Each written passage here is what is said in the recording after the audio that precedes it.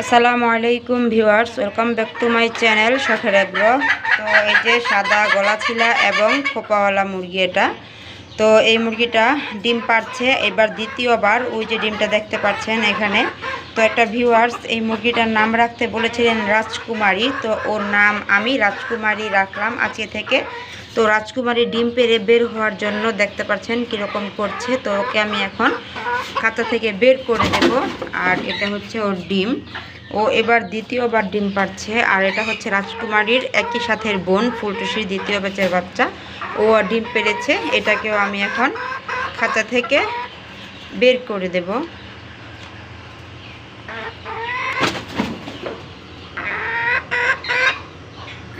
এই যে এটা হচ্ছে রাজকুমারীর বোনের ডিম। আর এটা লাল বানু ডিম পারবে, এখনও পারেনি। তো পারলে তারপর ওকে আমি খাঁচা থেকে বের করি।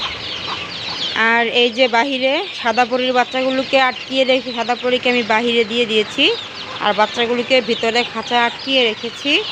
আর এই যে আর বাকি সব মুরগিগুলো ওদেরকে আমি ধান, ভোটা ভাঙ্গা আর গম মিক্স খাবারটা খেতে দিয়েছি। ওই যে ওইখানেও দিয়েছি আর এখানে পানি দিয়ে রেখেছি।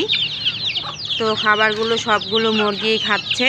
তো এখন আপাতত মাত্র 2-3টা মুরগি ডিম দিচ্ছে, বাকি সবগুলো মুরগি কুচে হয়ে গেছে, হয়ে গেছে আর কি। তো ভিডিওতে আপনারা দেখতে পাচ্ছেন না কয়েকটা মুরগিকে, যেমন লালবানুকে দেখতে পাচ্ছেন না, তারপর হচ্ছে রূপবানকে দেখতে পাচ্ছেন না, মায়াবতীকে দেখতে পাচ্ছেন না। ওরা ডিম পেড়ে কুচে হয়ে যাওয়ার কারণে লাল মোরগটার সাথে আমি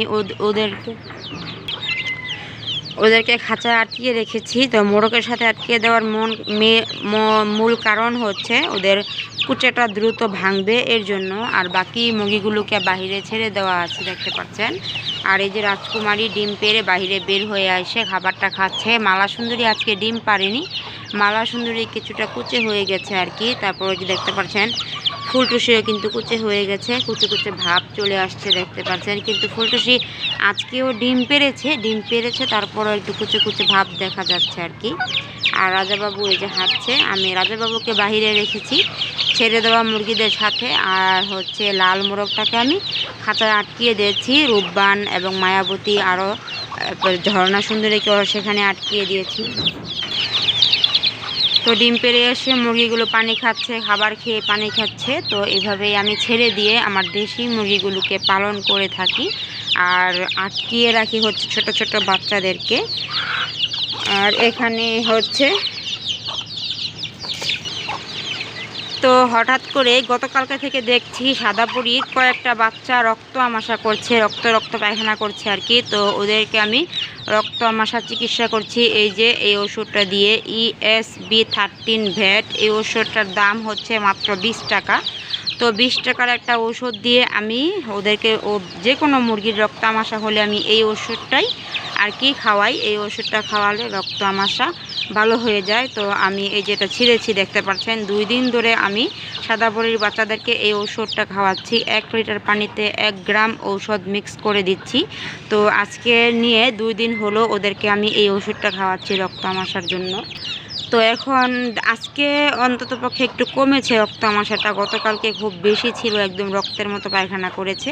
কিন্তু কোন বাচ্চাগুলো আমি না জানার কারণে আমি সবগুলো বাচ্চাকেই এই ওষুধটা পানির সাথে মিক্স করে খাওয়াচ্ছি। তো আপনাদের কোনো বাচ্চা এবং মুরগিদের যদি রক্ত আমাশা হয়ে থাকে তাহলে আপনারা ESB13 ভ্যাট এই ঔষধটা দিয়ে চিকিৎসা করতে পারেন। অবশ্যই আপনাদের রক্ত আমাশা, মুরগির রক্ত আমাশা ভালো হয়ে যাবে। আর এটার দাম হচ্ছে মাত্র 20 টাকা। 20 টাকার একটা ওষুধে রক্ত আমাশা ভালো করতে পারবেন। তো আপনারা এই ওষুধটা ব্যবহার করতে পারেন। আমি সব সময় এই ওষুধটা দিয়ে রক্ত আমাশার চিকিৎসা করি, ESB13 ভ্যাট। তো আমি ওদেরকে 5 দিনের একটা ডোজ করাবো, আজকে নিয়ে 2 দিন এই ESB13 ওষুধটা চলছে, আরও 3 দিন খাওয়াবো।